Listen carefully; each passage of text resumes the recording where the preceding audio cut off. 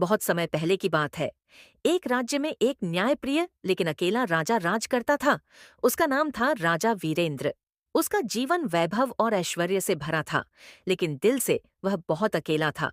राजमहल में एक साधारण सी दासी थी। उसका नाम था चंदा।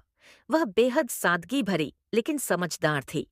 राजा कभी कभी महल में उसे फूल सजाते या दिए जलाते देखता और धीरे धीरे उसकी सादगी और समर्पण से प्रभावित होने लगा। राजा को लगने लगा कि चंदा में कुछ खास है। वह बिना किसी लालच के सेवा करती थी और हर किसी के साथ समान व्यवहार करती थी। एक दिन राजा ने चुपके से चंदा की दिनचर्या को देखने का निर्णय लिया। वह साधारण लोगों की मदद करती, बीमारों के लिए औषधियां ले जाती और हमेशा मुस्कुराकर काम करती। राजा ने एक योजना बनाई। वह भेष बदलकर आम आदमी की तरह चंदा से मिलने गया। उसने बीमार बनकर मदद मांगी और चंदा ने बिना कोई सवाल किए उसकी सेवा की।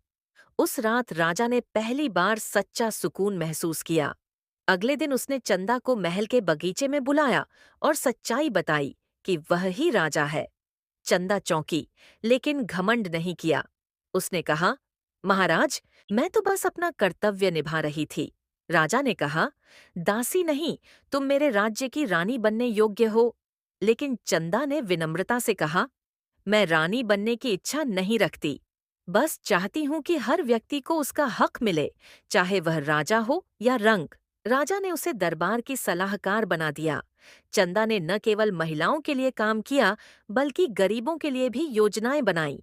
समय बीतता गया और चंदा का नाम पूरे राज्य में सम्मान से लिया जाने लगा। राजा और चंदा ने मिलकर राज्य को इतना न्यायपूर्ण बना दिया कि अन्य राज्य भी उदाहरण देने लगे।